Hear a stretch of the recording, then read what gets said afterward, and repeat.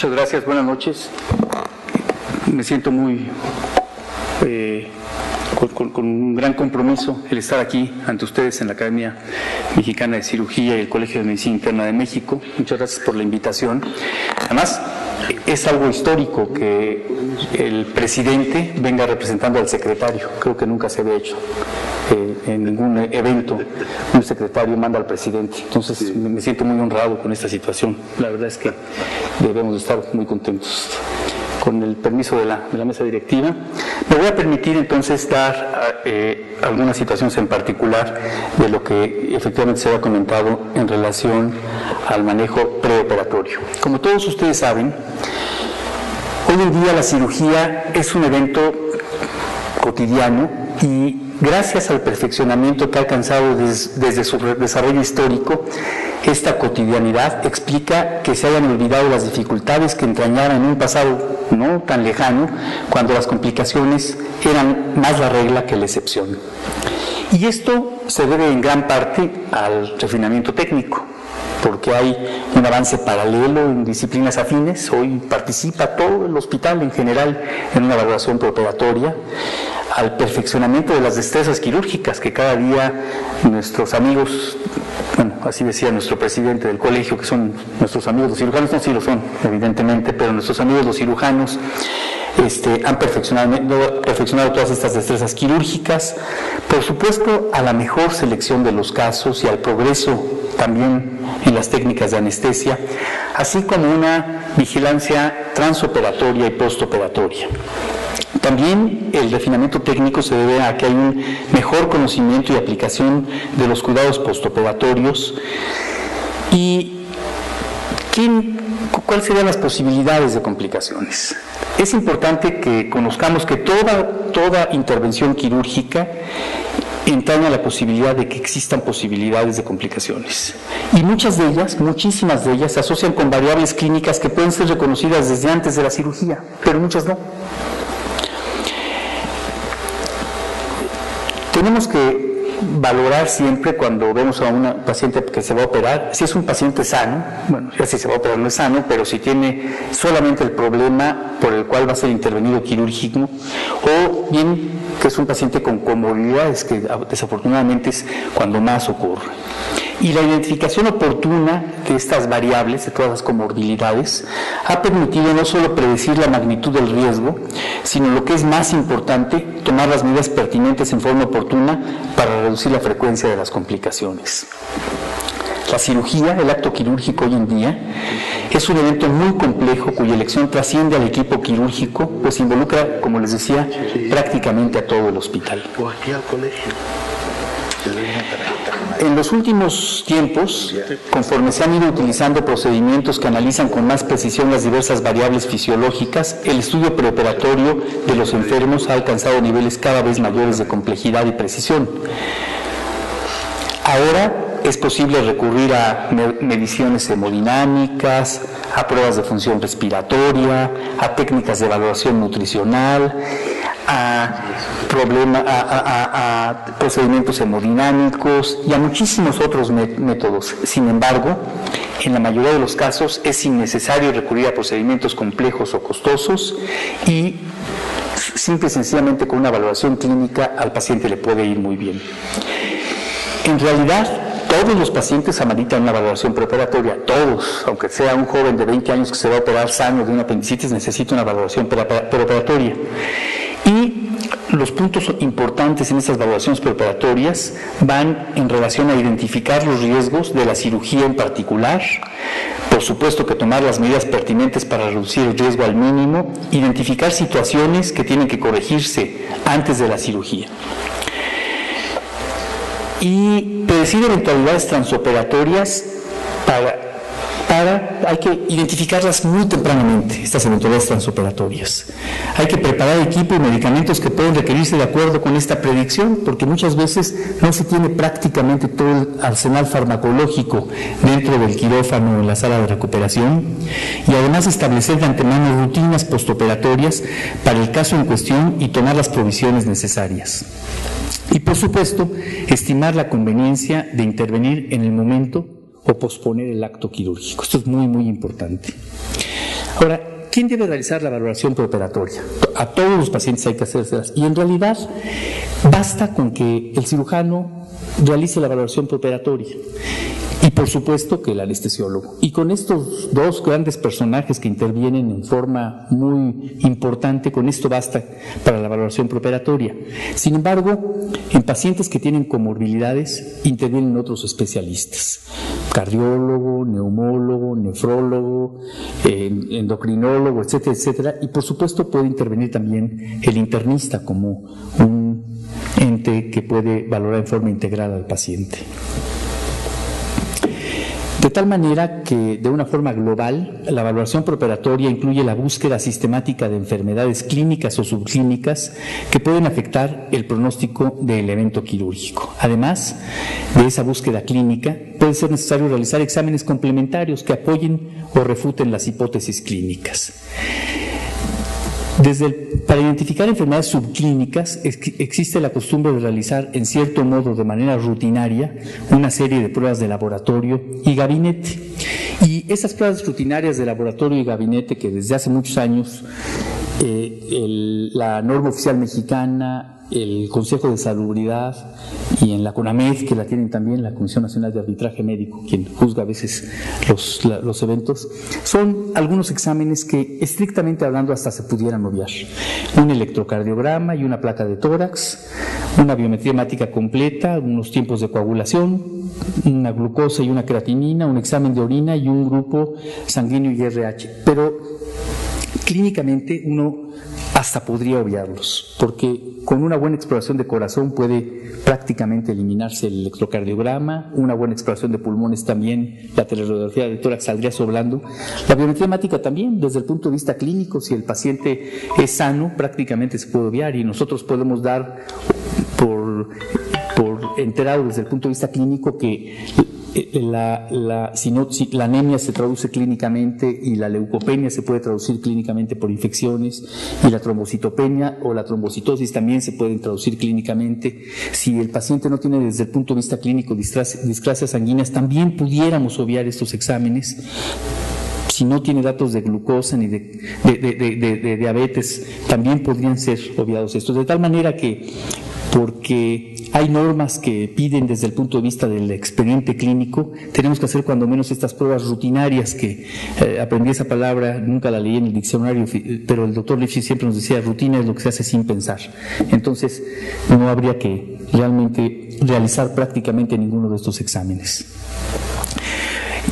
Hace algunos años, cuando los cirujanos les hacíamos las valoraciones preoperatorias en el centro médico, llegaban y lo único que leían al final era se puede operar. Y entonces decían, lo meto.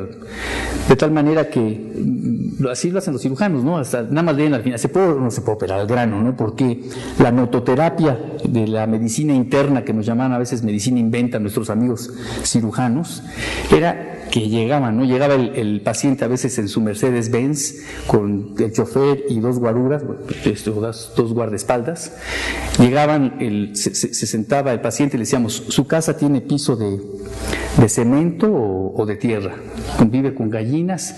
Entonces, poníamos todo eso en la historia porque había que poner todo eso en la historia, en toda la nota de la valoración preoperatoria, y al final el cirujano llegaba y leía. Entonces, hace aproximadamente 20 años más o menos,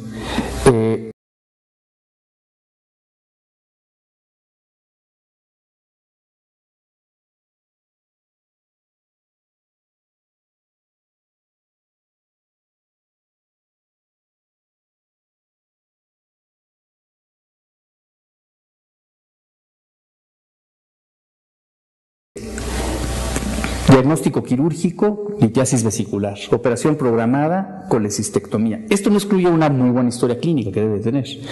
Anestesia programada, tal anestesia que seguramente el anestesiólogo nos va a decir. Y aquí lo más importante eran los factores de riesgo quirúrgico. Entonces aquí sí, entonces los enumeramos. Es diabético, tipo 2, controlado con tal hipoglucemiante o con tal insulina, su última glucemia de tanto. 2, hipertensión arterial, controlado con tal beta bloqueador, etcétera, etcétera, y tal situación. Luego la calificación del riesgo quirúrgico, que no la poníamos, antes se ponía al final, hoy la ponemos en medio, por el riesgo de que no se pudiera leer. ¿Qué importa si tiene un NASA, un Goldman, que finalmente han cambiado notoriamente las escalas, porque la tecnología ha variado totalmente desde el punto de vista técnico para estudiar a un paciente en el preoperatorio, como las intervenciones quirúrgicas? Entonces, ponemos la calificación. Pero lo más importante es poner las recomendaciones. Y era en un pedacito de hoja, después de tener una muy buena historia clínica, y poníamos las recomendaciones preoperatorias. Entonces decíamos, suspender el hipoglucemiante oral y empezar insulina con tal dosis, de acuerdo a tal esquema.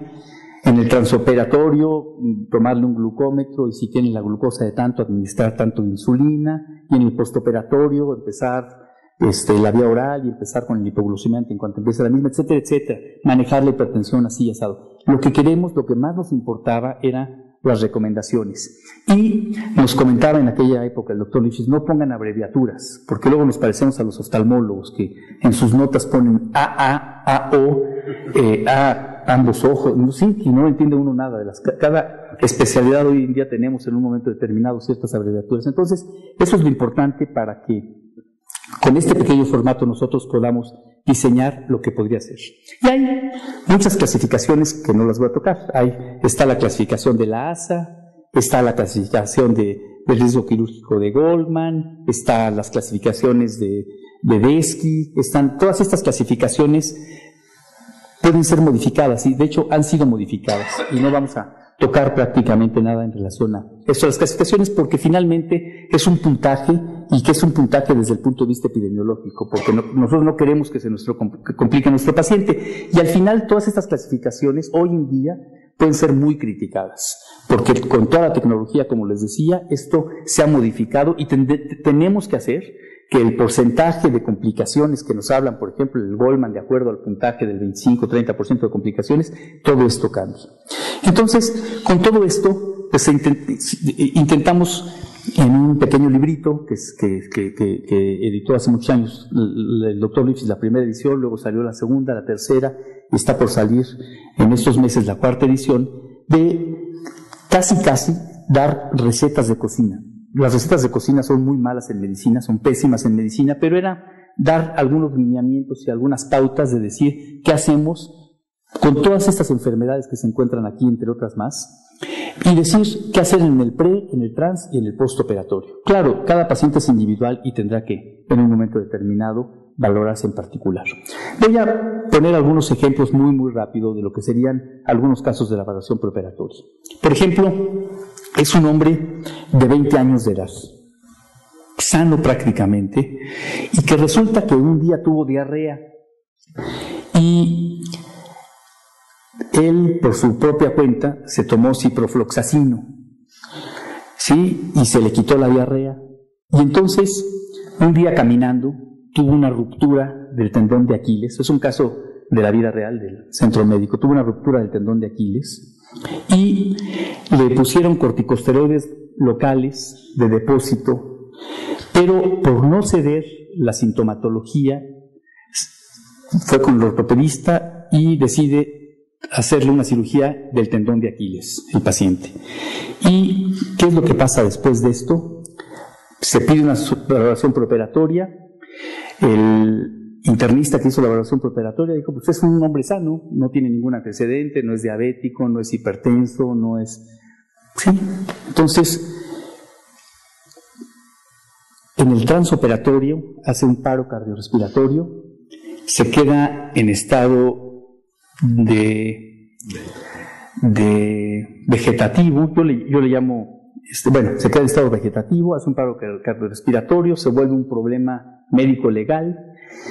El cirujano, el ortopedista, jura y perjura que el problema no tenía absolutamente nada. El paciente vivió muchos años, estuvo internado aquí en el centro médico muchos años. El cirujano dice, es que está perfecto todo.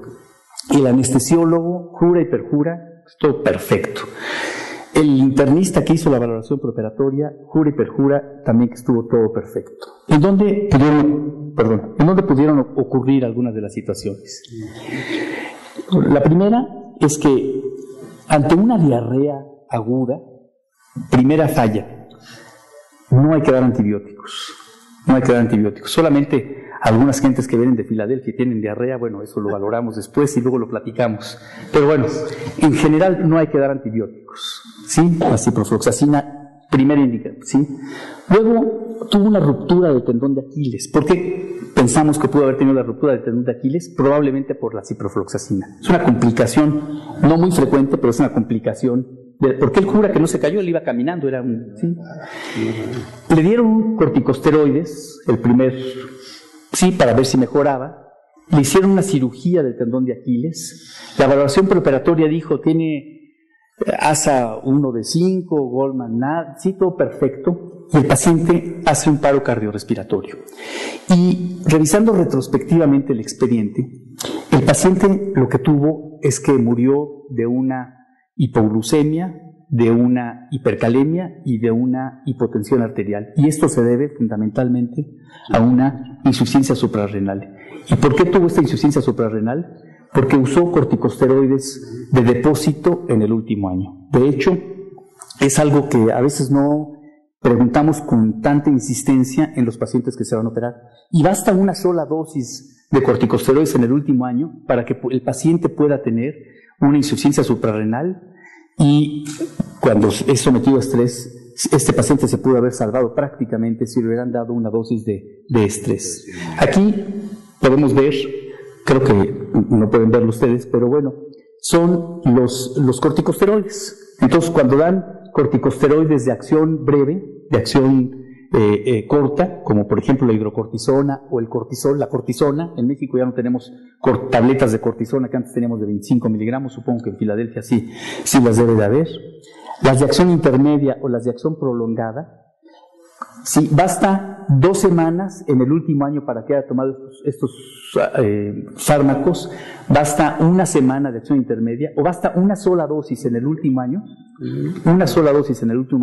para el que el paciente, al ser sometido a estrés, pueda hacer una insuficiencia suprarrenal y tener un paro cardiorrespiratorio por hipercalemia, por hipoglucemia y por hipotensión arterial, y que en realidad, en el contexto legal, ¿de quién podría ser la culpa? Es de todo el equipo, pero el cirujano, si él se aboca y opera nada más y dice, desde mi punto de vista está sano, ¿no? El anestesiólogo, él dice, desde mi punto de vista está sano, pero finalmente este paciente, y duró muchos años así, en estado verdura, le digo yo para que no entiendan los pacientes, en lugar de vegetal, verdura, duró en estado así prácticamente el paciente.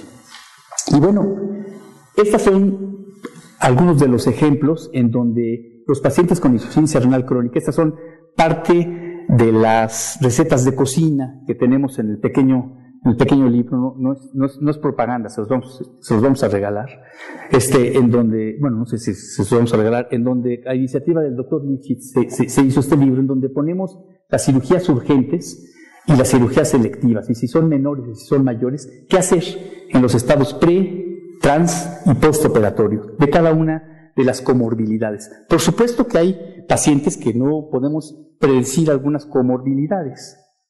Sí, por ejemplo, si es un paciente con miastenia gravis, ¿sí? Aquí ya corregimos esto, ahora hay que seguir con los anticolinestéricos hasta el momento de la cirugía. Antes se hablaba de esto, hoy hay que corregirlo hasta prácticamente el momento de la cirugía.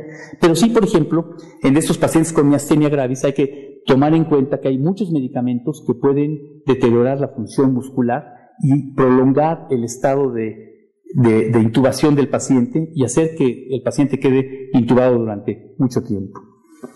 Hoy en día, la edad no parece ser por sí misma un factor de riesgo quirúrgico, siempre y cuando se toman en cuenta las variables fisiológicas que suelen mostrar los ancianos. De hecho, hoy en día, una gente de 90 años, yo recuerdo algún caso en donde el cirujano aquí en el Hospital del Seguro Social dijo, híjole, tiene 90 años, se va a operar de la vesícula. La operó y la paciente duró hasta 112 años. Y paralelamente, o casi el mismo día, opera una de 40 años, se complica con un problema y se muere. Entonces la edad aparentemente no es un factor de riesgo, ¿no? Y bueno, siempre y cuando tomemos en cuenta las peculiaridades del anciano, ¿no? En relación a los cocientes sodio-potasio, a la fuerza muscular, a la fragilidad eritrocítica, a la reserva funcional hepática, a la disminución de la actividad peristáltica intestinal, a la cantidad del ácido graso, a los mayores niveles de gonadotropina, a los problemas de los transportadores de las hormonas tiroideas, en fin, la propia termorregulación, la menor absorción de la mayor parte de los medicamentos, que es importante que la tomemos en cuenta por la filtración que tiene, y calcular la filtración glomerular con esta o con muchas otras fórmulas nuevas que hay. Hay, en algunas ocasiones, enfermedades en donde no tenemos la situación de que pueda presentarse. De repente un paciente puede tener una complicación muy severa, que es de hipertermia maligna, que es la prima hermana del síndrome neuroléptico maligno que se ve. Y a veces después de la cirugía este paciente tiene una hipertermia de 42, 43 grados centígrados con una insuficiencia cardíaca muy severa, y ya pasó en un hospital de seguridad pública del país aquí hace ya varios años, en donde no tenían dantroleno, y la jefa de anestesiología buscando el dantroleno por toda la ciudad prácticamente. Hay alguna alternativa que se puede utilizar también, el danazol para estos casos en particular, pero sí hay cierta predisposición. Entonces, si algún familiar tuvo hipertermia maligna, tenemos en el transoperatorio tener ahí, el anestesiólogo tiene que tener ahí, o el cirujano, este medicamento para evitar esta complicación muy, muy rara, en gran porcentaje de los casos mortal, pero que puede ser modificada con este medicamento completamente hacia la mejoría. Bueno, esta diapositiva nada más indica el apoyo ventilatorio, porque a veces cuando vemos a un paciente con enfermedad pulmonar crónica, le decimos, deja de fumar mínimo entre 3 y 6 meses. Y las normas de las guías del American College of Physicians que sacan, sí, te dicen que deje de fumar 6 meses. Ningún paciente deja de fumar 6 meses y ningún cirujano se espera 6 meses a operar la colecistectomía, ¿no? O sea... En la privada. ¿Andé? En la privada. En la privada. ¿En qué? En la privada. En la privada, bueno, en todos lados, pero bueno, en la privada, en el Seguro Social también, en instituciones públicas. Pero bueno, entonces el apoyo ventilatorio es muy importante y a veces le decimos expectora al paciente, pero es importante que nosotros veamos que el drenaje postural, ¿sí?, es muy específico para cada uno de los pacientes. Si tiene un problema anterior o posterior, ¿sí?, cómo enseñarle al paciente a que tenga un drenaje postural en el preoperatorio y con fisioterapia pulmonar, y en el postoperatorio inmediato también. A veces no se pueden mover los operados de columna luego con esto, ¿no? Y por eso es que es importante en esos pacientes con enfermedad pulmonar. Aquí es el mismo cuadro copiado del libro, en donde tenemos en una cirugía urgente o en una cirugía electiva, cuáles son las recomendaciones que se sugieren en el preoperatorio, en el transoperatorio y en el postoperatorio. Voy a obviar estas diapositivas porque creo que van a hablar ahorita de la anticoagulación, ¿verdad? La profilaxis. Entonces voy a obviar estas diapositivas que son del paciente anticoagulado y cirugía de emergencia, porque creo que ahora van a platicar un poquito de esto, de cirugías de alto riesgo, de riesgo moderado y de riesgo bajo, con cada una de las patologías. Voy a saltarme esta.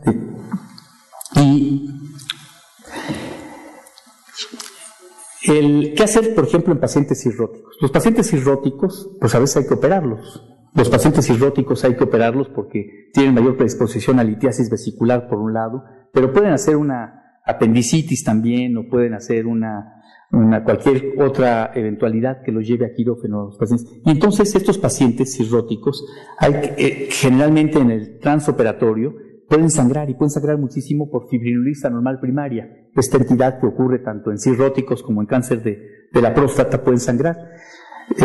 Un hematólogo distinguidísimo mexicano inventó la prueba de la fibrinolista normal primaria, en donde les inducía un estrés en el preoperatorio con adrenalina, y luego les daba a la gente que se les alteraba el tiempo de protrombina, el INR con la adrenalina, les daba ácido oxinoaminocaproico, y si mejoraba este tiempo de coagulación, si mejoraba el INR, le decía, se puede operar pero con Amicar, y si no mejoraba, le decía que mejor no se opere. Hoy esta prueba de fibrinolista normal primaria, descrita por un gran maestro de todos nosotros, el don Javier Pisuto, que vive y ejerce toda la hematología en México, se puede salvar con las pruebas de coagulación especiales, que es importante en el cirrótico que se las hagamos y que estemos alertas, porque estos pacientes se pueden prácticamente desangrar. Y bueno, finalmente, creo que con esta diapositiva termino. La mayor parte de los feocromocitomas son cirugías selectivas, la mayor parte. Y en esas cirugías selectivas tenemos que alfa-bloquear primero al paciente. Cuando nos enseñaban en el manejo de la hipertensión arterial y que decían diurético y beta-bloqueador y bla, bla, bla, sí, esto ha cambiado porque hoy en día si vamos a manejar a un paciente que se va a operar con estenosis de la arteria renal y le damos inhibidores de IECAS, pues el paciente puede tener espasmo y morir con una insuficiencia renal. Y así en el feocromocitoma no podemos dar beta bloqueador hasta que lo alfa bloqueemos, porque con el beta bloqueador vamos a propiciar la descarga adrenérgica y el paciente va a tener un pico de hipertensión arterial peor que en un momento determinado. De tal manera que hay que beta bloquearlo. Y en estos pacientes, bueno, hay que preparar también, por si se baja la presión, soluciones y sangre, y hay que tener también preparado en el quirófano algunos medicamentos como nitroglicerina o nitroprusiato, diazóxido, etcétera, etcétera. Los riesgos predecibles como los pacientes diabéticos, bueno, aquí hay toda una gran controversia. Cuidado con el manejo súper estricto de la diabetes, es más peligrosa la hipoglucemia que la hiperglicemia, ¿sí? En las instituciones públicas efectivamente dicen, no te opero porque tienes 126 de glucosa. A nivel privado, 135, entra quirófano en este momento. No tiene que ver, pero bueno, la diabetes tiene su situación, hay que suspender los hipoglucemiantes dependiendo de la vida media de cada uno de los hipoglucemiantes, manejarlos con insulinas, etcétera, etcétera. Los renales crónicos que comúnmente se operan, y se operan muchos renales crónicos en el servicio de medicina interna del centro médico. Hay una gran experiencia en el manejo de la valoración preparatoria del renal crónico, sobre todo en cirugía oftalmológica, que es de prácticamente todos los días, operaciones de cataratas, etcétera, etcétera. Los pacientes con cardiopatías, en donde si se va a operar de una válvula, ahí sí hay que intervenir primero con una angiografía, ver cómo están sus coronarias, etcétera, etcétera. Y prácticamente todos estos riesgos predecibles en cada uno de los pacientes tenemos que hacerlos. Y sin embargo, hay muchas otras complicaciones que desafortunadamente no pueden en un momento determinado ser predecibles, porque el riesgo de un sangrado, la eventualidad quirúrgica de un desgarro, de una vena, de una arteria que sangre mucho, el que el cirujano encuentre alguna anormalidad que no se le esperaba encontrar, y bueno, después que el paciente reaccione de alguna manera, por ejemplo, a la hora que nosotros les damos, por ejemplo, la sangre al paciente con una sola transfusión, puede hacer la famosa reacción del TRALI, que es como un edema agudo de pulmón, que es muy importante y a veces con una sola sangre le puede provocar esta situación, en particular con un solo paquete, sobre todo en pacientes con con cualquier tipo de cirugía prácticamente, etcétera, etcétera. Hay muchas otras cosas que no podemos, pero tenemos que estar acechándolas. Las que tenemos como factores de riesgo, por favor, acechémoslas muy tempranamente para que en un momento determinado no tengamos la posibilidad de que el paciente se complique. Las que no, hay que estarlas vigilando también muy estrechamente para que en el momento que se presenten las podamos tratar. Muchas gracias.